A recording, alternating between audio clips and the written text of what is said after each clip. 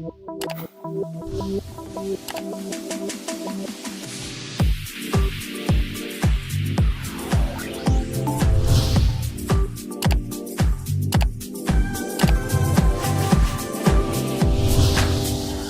buenos días, bienvenidos una vez más al podcast de La Ágora. En esta ocasión nos encontramos en la cafetería autóctona. Muchas gracias por estar acá, un gran espacio muy bonito también. Hoy tenemos un gran capítulo, ya que hemos juntado a dos número uno en cultura y registro nacional en estos momentos. Y justamente se lanzan en un momento importante en el país, el cual es el estallido social. Estoy hablando precisamente de David Albala, director de la película Pacto de Fuga. ¿Cómo estás, David? Muy bien, buenos días, muchas gracias por la invitación a este lugar tan lindo para conversar de temas tan interesantes. Muchas gracias por estar aquí. Y por otro lado tenemos allá a nuestro amigo que viene hace rato estando acá en La Ágora, Alberto Mayor, autor del libro Big Bang, Estallido Social 2019. ¿Cómo estás, Alberto? ¿Qué tal? Muy buenos días, muchas gracias por la invitación y un gusto estar con David además. Gracias a ustedes por estar acá y qué interesante lo que vamos a conversar. Vamos de lleno. Oye, sabemos que dedicarse a la cultura, al arte en este país es bien complejo. ¿Y cómo funciona en términos nacionales la industria del cine? ¿Cómo se busca financiamiento? ¿A qué promesas de valores debes hacer para que puedas realizar tu propia película? ¿Qué metas hay que prometer? Son varias preguntas las que hiciste ahora. Hay un modelo tradicional que consiste en postular a fondos concursables y buscar también coproducciones internacionales que son fondos concursables de otros países y en ese sentido buscar asociatividades que permitan sacar un proyecto adelante. Y eso toma un tiempo porque es un circuito largo de presentaciones, postulaciones y ganar fondos. Por ejemplo, hay películas chilenas que postulan al fondo audiovisual teniendo ya comprometidas coproducciones internacionales como Argentina, España, porque hay ciertos tratados en los cuales Chile tiene esa vinculación para hacer coproducciones, como con Canadá, aunque hasta la fecha que yo sepa no se ha hecho ninguna coproducción con ese país aún hasta el momento. Esa es una manera de financiamiento que es lenta y engorrosa, pero es el camino que muchos tenemos que seguir y eligen seguir. Lo que ocurre con Pacto de Fuga es que hicimos algo distinto. Nosotros enfocamos el proyecto como una startup. Entonces, lo que buscamos fue financiamiento privado, habiendo ganado el fondo audiovisual. Y lo que formulamos fue una propuesta de valor, una película que se transa en el mercado porque va a interesar a mucha gente, no solo en Chile, sino en el extranjero, que es como nosotros lo encaramos. Y lo que hicimos fue compararnos, haciendo un estudio comparativo con varias películas internacionales y una chilena, que es Gloria, que teníamos los datos que obtuvimos de una investigación de Cinema Chile. Pero también nos comparamos con Relatos Salvajes, El Clan, Celda 211, películas semejantes, no son exactamente iguales, incluso El Secreto de su Ojo, como para decir, nuestra película puede ser vista por este tipo de público alrededor del mundo, fundamentalmente en Hispanoamérica, pero también puede interesar en Europa, Estados Unidos y por supuesto en Asia. Y así lo encaramos. Y por eso buscamos financiamiento privado para una película que no solo va lo voy a decir aseverándolo, no solo va a interesar a gente en Chile, como lo está haciendo ya. Somos número 2 de la cartelera en nuestra primera semana, vamos detrás de Jumanji, que es una superproducción norteamericana con más de 120 millones de dólares de presupuesto, y nosotros hemos podido cautivar al público nacional para que vaya a ver una película que es tremendamente significativa de una época y que ya vamos a conversar cómo repercute hasta el día de hoy, haciendo ecos del pasado que dialogan con el presente. Y eso es lo que hicimos con Pacto de Fuga para financiarlo. Personas privadas que creyeron en la propuesta de valor y que, teniendo dinero, por ejemplo, para comprar un departamento, decidieron invertir en cultura, en una producción que ellos también consideraron que iba a ser vista no solo en Chile, sino que también en el extranjero. Súper impresionante. Sí. O sea, es muy interesante ese tipo de gestión, porque no estamos hablando entonces de personas que son multimillonarios que pueden hacer una donación y qué sé yo, sino que hay gente que invierte con mucho riesgo en un producto. Así como es súper potente. Oye, me acordé de Celda 211, que además una película que ya... Excelente. Un nivel de estrés además. Claro. Terrible. Oye, Pacto de Fuga no se queda atrás. Bueno, vamos, eso es lo interesante. Eso es lo interesante. En el caso de los libros, no es tu primer libro. No. ¿Cómo es el desafío en Chile para hacer que un libro sea rentable? Mira, es muy difícil. Ya, esto no tiene mucho misterio. Cuando yo muchas veces presenté proyectos de libros antes de hacerme conocido y a nadie le importaba, o sea, mi proyecto. Voy a hacerlo un poco ridículo, pero por ejemplo el mismo día que una revista que existía política puso en la portada Alberto Mayor, el sociólogo que está de moda, así tal cual, a las 9:30 de la mañana me llamaron de una editorial importante para ofrecerme que escribiera un libro con ellos, que me había rechazado la misma editorial otro libro 8 meses antes. Entonces, evidentemente, la situación es un poco absurda porque no hay una captación de talento, sino que quieren que la comida, como el pollito, te la coma la mamá y te la entregue después regurgitada directamente para alimentarte. Entonces, eso desgraciadamente significa que no hay un mundo de gestión de la actividad de los libros suficientemente consolidado, adecuado, que tiene mucho que ver también con el tamaño del mercado. El tamaño del mercado se achicó mucho, por tanto las editoriales saben que hay solo 8.000, 10.000, 12.000 personas que son bibliófilos, que andan comprando libros todos los meses, y entonces a eso se los perjudica y le dicen, ya que no vamos a crecer en cantidad, le cobramos otro poco más, total va a comprar igual. Entonces empezamos a jugar un juego que es un poco de suma cero en ese sentido.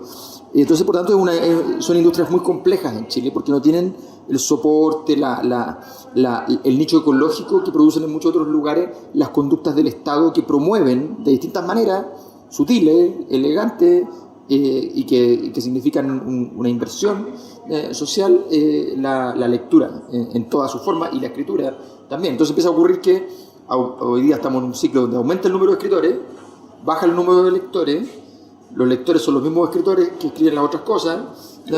Y empezamos a jugar ese juego que es un juego de secta. Es como muy de nicho. Claro, o sea, es el nicho del nicho del nicho. Claro. O sea, ya no es que hayan lectores del nicho, sino que los otros escritores son con la ironía. Lectores. Con la ironía de que además los otros escritores a veces son tus potenciales lectores, comentan los libros pero tampoco los han leído. O sea, te pasa mucho como académico, yo no lo podía creer, porque como que para mí yo vengo tratando de ser académico desde chico, entonces como que para mí es un sacerdocio. Entonces yo veía realmente que llegaba a presentaciones de libros donde mis colegas no se habían leído el libro, entonces yo no lo podía creer. O sea, está bien, yo puedo entender que de repente uno invita a una superestrella, qué sé yo, el presidente de la República, la presidenta de la República, cuando valían algo, y entonces llegan y no se leyeron el libro y le hicieron un resumen a alguien, qué sé yo, está bien, ¿no? Pero cuando tu colega académico, gente que escribe de repente columnas y no se ha leído el texto, pues ya no, esto está mal. Está mal, claro. Oye, en términos generales, el tema de la obra importa, porque al parecer no es primordial, como que hay otros factores que influyen más, sobre todo en temas de política. ¿Qué creen ustedes? No entendí la profundidad de la pregunta, porque tú dices, en términos de la obra, no importa tanto. No, como el tema, claro. No, el tema en general, porque puede ser, hay libros que venden mucho y el tema tampoco es tan full, claro. Pero son otros los factores que influyen. Mira, yo creo que hay muchos factores, efectivamente hay... En el caso, perdón, sí. En el caso de las películas, claro, podría ser los actores o más... A eso voy. Claro, o sea, yo creo que efectivamente hay la obra en general tiene una serie de condiciones, y como en todas las cosas importantes en la vida, hay un tercio del fenómeno de azar, además. O sea, hay cosas que tienen que ver con porque, por ejemplo, pasa mucho con las obras, que las obras tienen que conversar con su entorno, y en obras que tú tienes trabajo de antes, puede que llegues a un momento en que el entorno no está para conversar, no conversa con el entorno, y no es culpa tuya, claro. Se te movió el mundo, ¿ya? Y no sé, pues si hubiese habido, si no hubiese habido una crisis social, sino una crisis ecológica, ¿ya? Todo el tema que yo he estado trabajando y la película que David estaba haciendo conversa poco. Entonces, no conversa nada. O no conversa nada. Claro. Entonces se acaba la posibilidad de esa conversación.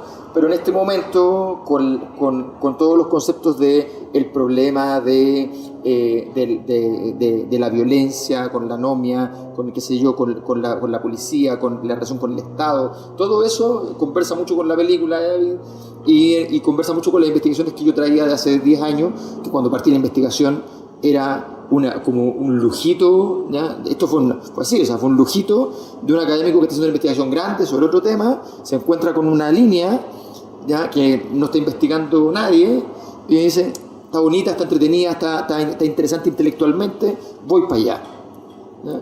Pero no me esperaba para nada que se transformara en así como, mira, qué potente, qué interesante, qué popular y qué grande. Para nada.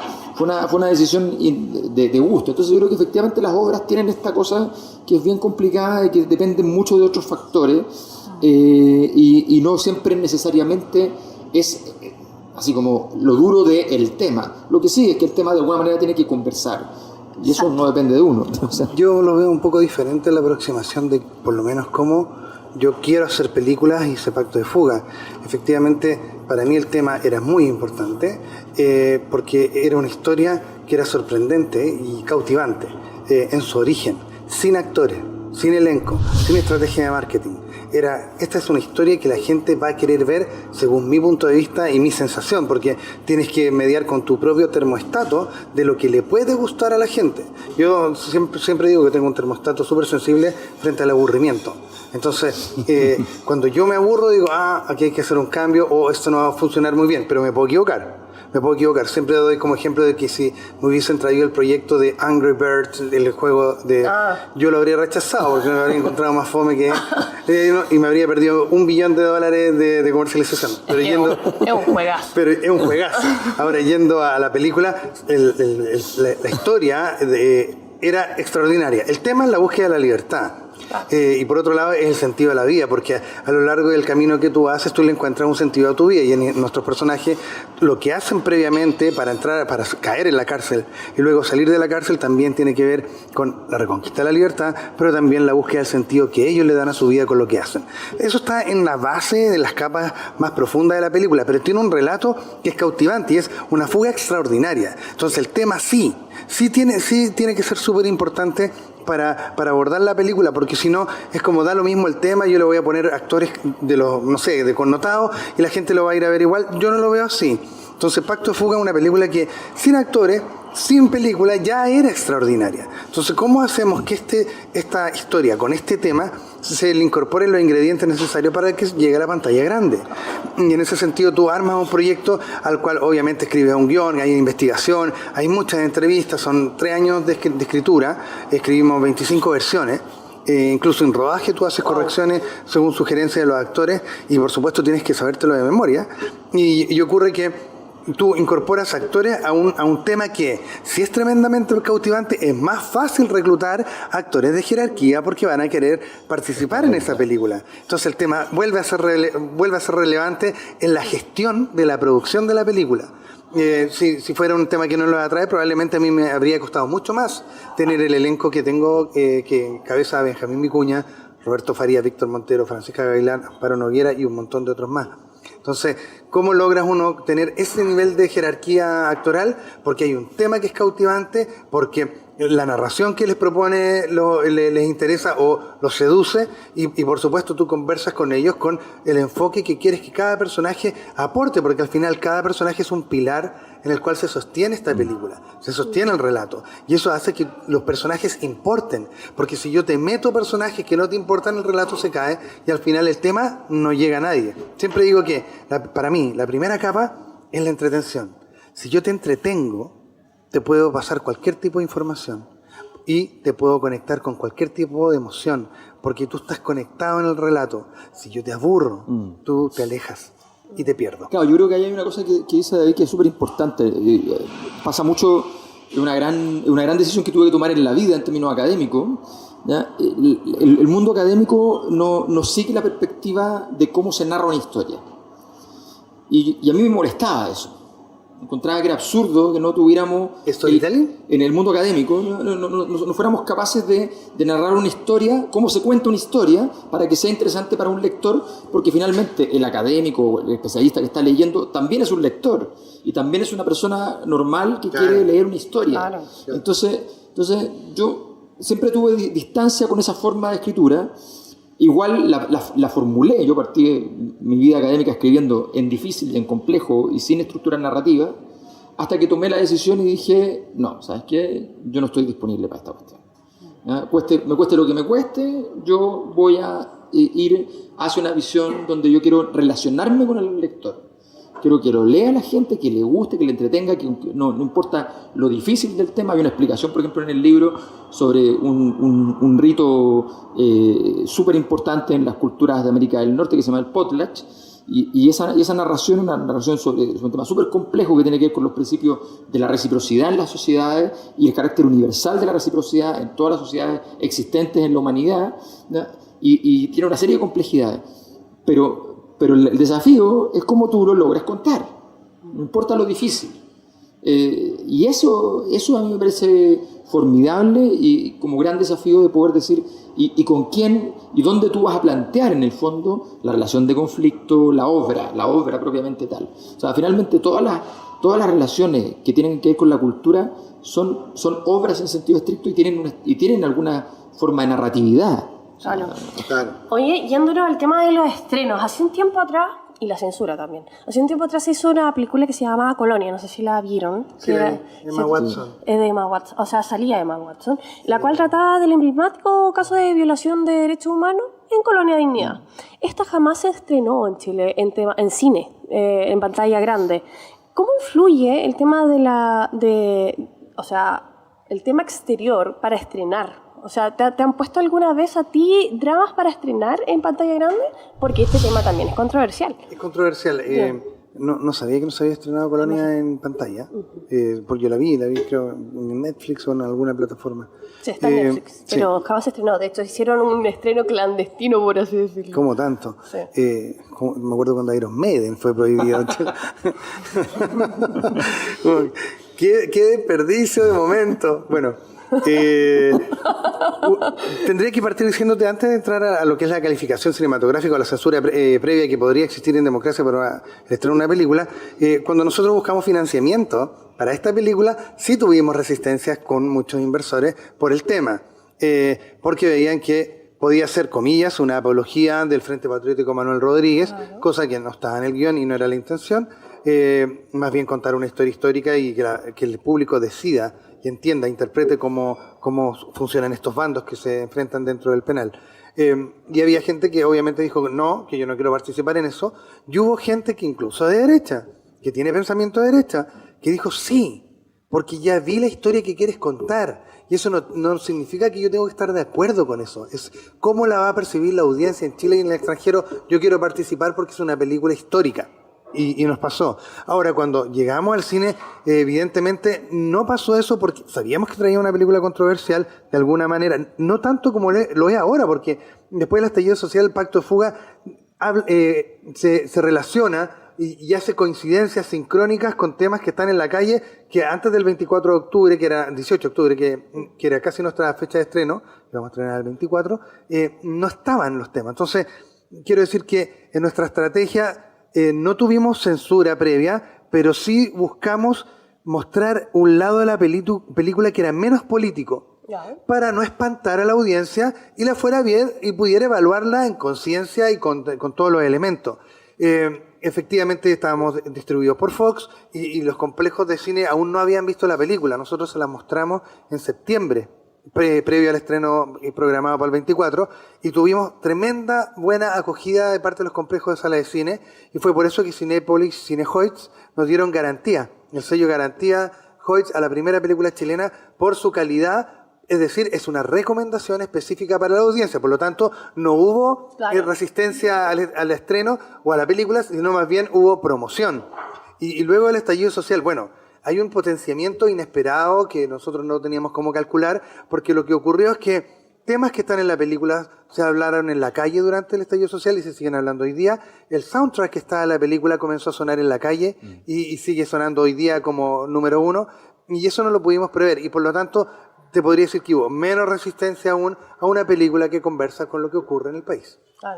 Bueno, yo tengo una experiencia tanto en el ámbito de la investigación social, donde yo tengo muchas veces que ir a buscar recursos. A ver, para ser bien claro, una de las razones por las cuales yo pude hacer mucha investigación en mi vida es porque sencillamente la plata la ponía yo. Claro. O sea, y la plata la ponía yo porque lo que hacía es que salí muchos años a vender productos de investigación de mercado y aprovechaba las ganancias para poder hacer mis investigaciones. Me financiaba mis propias investigaciones con eso. Igual, entonces bueno, pero eso habla de la fragilidad del sistema. O sea, una de las razones por las que yo llego con mucho material a poder investigar, material empírico en terreno, a poder investigar todo, es porque efectivamente yo no tenía hijos, esa era la única variable hasta los 37 años, y por tanto todo ese periodo de tiempo que me fue bien profesionalmente, lograba entonces ir financiando yo mismo la operación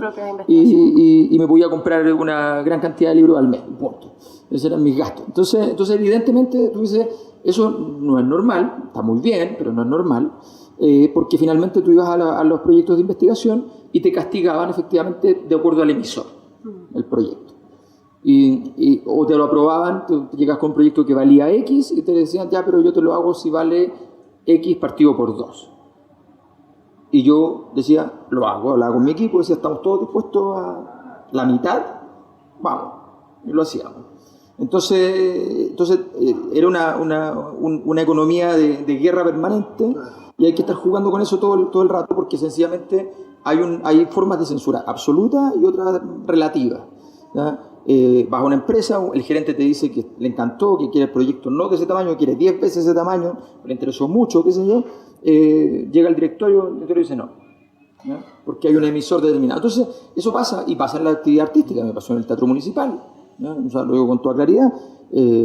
La obra se hace porque hay un tipo que llega, que no sabe quién soy yo, que es un francés, que le gusta el proyecto, que ni se entera, y cuando le dicen no, que tiene alguna posición política, le da lo mismo, y cuando empieza a ver los problemas, empiezan a llegar los problemas. Nunca me los contó él, pero era evidente, me enteré por otras fuentes de que el director estuvo a punto de bajarla, iba a hacer una emisión de la ópera en la estación Mapocho gratuita, no se hizo, iba a ser la gala del Municipal del 19 de septiembre, porque una obra chilena, ¿por qué no? No se hizo. Y tú ves la reacción del medio, o sea, uno de los principales críticos de ópera del Mercurio va y dice que la ópera es política. La ópera no tiene nada de política, es sobre Cristo. Bueno, Cristo tiene un tema político, es el principal revolucionario de la historia, pero ese es todo el tema que hay, que es Cristo. Yo soy fanático de la Biblia, me la sé de memoria, el libro de cabecera, yo no soy católico, pero se la leo a mis hijos. Mi hijo, ¿eres cristiano? No, soy ateo, pero me encanta la Biblia. Me encanta, o sea, entonces, y me la sé. Entonces cuando aparece esta obra que vamos a hacer sobre Cristo del Qui, digo, ya, voy a hacer a Cristo. Y entonces todas las frases del Cristo del Qui son frases en relación con una frase de la Biblia. Todas las que él dice. El tipo no se dio cuenta, pero vio que era ideológico porque estaba yo. Entonces tú dices, en Chile es una enfermedad de la élite, una enfermedad de gente ignorante, deliberadamente ignorante, tienen todas las condiciones para no serlo. Deliberadamente ignorante, es bien penoso. Y con excepciones, obviamente. De hecho, un importantísimo empresario que vio la ópera, le comentó a alguien que yo conozco, una persona que muy conservadora, dijo, a mí me llegó el problema. O sea, ¿qué pasa si Cristo está peleado con la iglesia? O sea, qué bueno el problema. Claro, o sea, ¿qué pasa cuando Cristo llega? ¿Qué hace la iglesia cuando Cristo llega? O sea, entonces, ¿qué es lo que pasó con este supuesto Cristo de Elqui que hacía milagros en el norte y lo reciben 10.000 personas en la estación de trenes? Y la iglesia dice, tenemos que decir que un impostor, sin tener ninguna prueba de si es un impostor o no. Oye, hablando de Cristo, tú profetizaste lo que se venía, por así decirlo, y más encima escribiste un libro en muy poco tiempo. ¿Cómo lo lograste? Bueno, yo todos los libros los escribo en poco tiempo porque yo creo en el trabajo de la concentración. O sea, por ejemplo, yo el derrumbe y no el lucro, los escribí los 2 libros en 1 mes y medio. Wow. Los 2. Cambiando el archivo, por este lado va tal argumentación, por este otro libro va la otra argumentación, sobre la otra pata del tema. Y lo escribí así. O sea, para mí es normal, a mí me gusta trabajar para poder escribir, qué sé yo, 16, 18 horas diarias. O sea, estar todo el día escribiendo.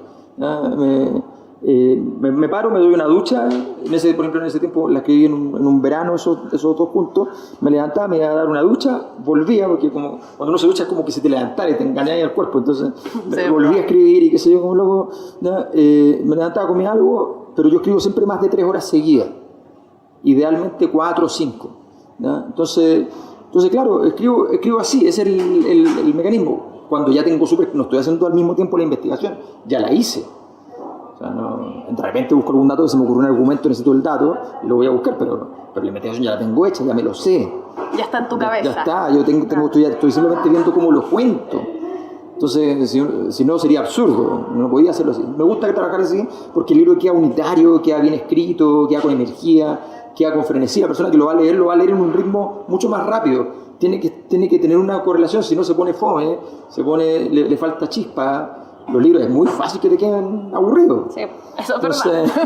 Entonces, y yo soy un tipo aburrido, entonces me queda más fácil. O sea, no, y hoy en día es difícil encantar a un lector. O sea, la gente súper difícil, porque además las comparaciones son las series de televisión, son las cosas que son súper entretenidas. Oye, lo mismo pasa, o sea, Pacto de Fuga viene un poco a mostrar historia y a identidad también, que es algo que también, lo que hablábamos, como que se ha anulado con el tiempo en este país. ¿De qué inquietud nace Pacto de Fuga? ¿Por qué lo haces?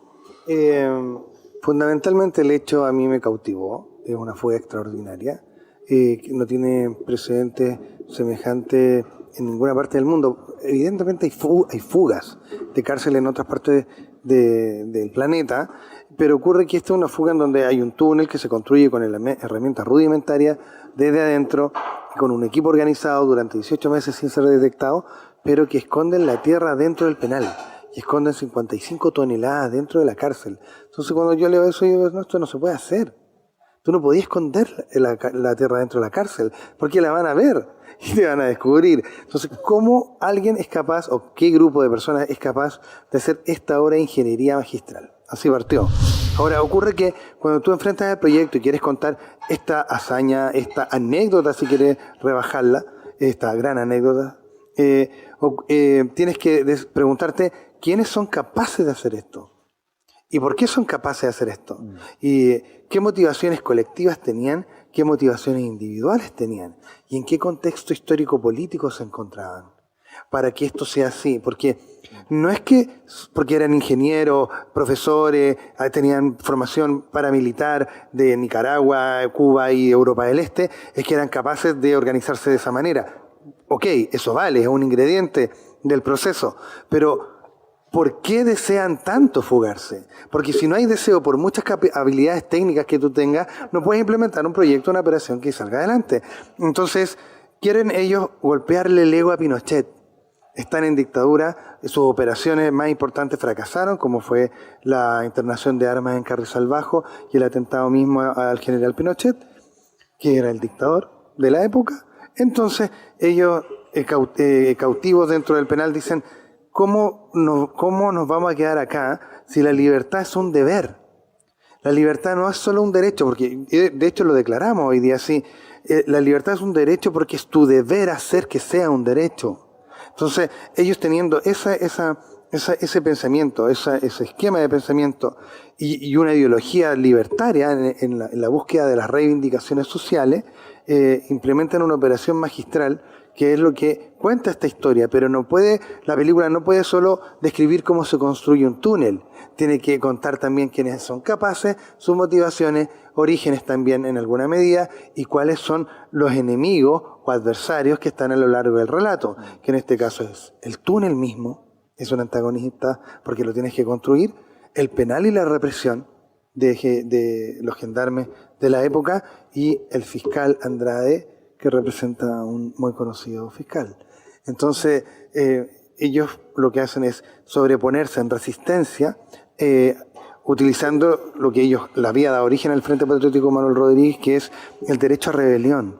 El derecho a rebelión está en la Declaración Universal de los Derechos de las Personas de la ONU, en forma implícita, explícita está en la Declaración del Hombre y el Ciudadano después de la Revolución Francesa, e implícita está de nuevo la Declaración de la Independencia de Estados Unidos en 1776. El derecho de rebelarse en armas contra un opresor ilegítimo. Y entonces todo eso está dentro de la historia, pero tú no lo dices, sino que lo muestras para que puedas conocer a los personajes y sus motivaciones. Y eso conversa con lo que ocurre hoy día. Es súper interesante lo que dice David, porque una de las cosas que cuesta entender además en Chile como ha estado durante toda la transición, es que todo problema importante, todo problema interesante, todas las cosas que valen son morales. Que todo lo demás no importa en realidad. O sea, que puedes tener la mayor injusticia pensable en términos materiales, pero si la moral está funcionando y la moral lo fundamenta, no pasa nada. Entonces, cuando uno piensa en eso, la disputa política es una disputa en último término, si uno la pone al principio de la moral, es moralina, pero en último término es moral. Y lo que dice David es muy importante.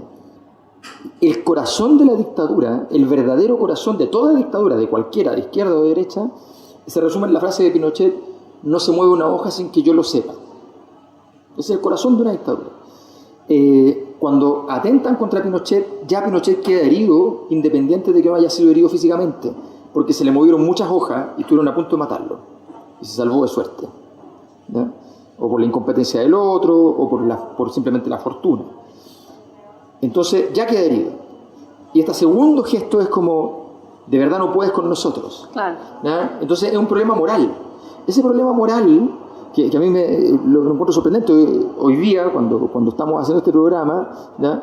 En el Mercurio salió en la editorial un texto que dice, aquí no, ellos lo leen así, dice: no puede haber más gasto público porque no se puede andar comprando el orden social. Entonces no podemos caer en esa trampa. No lo pueden leer de otra manera, más que comprar.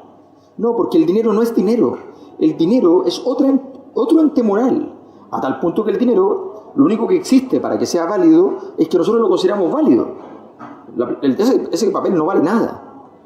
No significa nada, ni siquiera tiene patrón oro. No vale nada. Es pura moral. Entonces, eso es lo que les cuesta entender, que la relación que tenemos que tener siempre es una relación que tiene que estar articulada moralmente, y que la forma de relación de una obra siempre tiene que llegar a ese lugar, que es el lugar donde todos entendemos, el lugar donde tenemos un sentido común. Oye, ya estamos llegando al final. Todavía yo quedé metida cómo lograron meter esas 80 toneladas dentro de la cárcel, pero lo vamos a averiguar. 55. Bueno, decía entre 55 y 80, es que vi un lapso, pero bueno. Oye, qué interesante conversación. Gracias por estar acá. Muchas gracias. En la Ágora, acá en la cafetería autóctona también. Muchas gracias, qué bonito lugar. Nos vemos en un próximo podcast. Chao, chao. Sigue nuestras redes sociales, descarga nuestra aplicación y escríbenos a contacto@lagora.cl. Tu Cabildo Digital.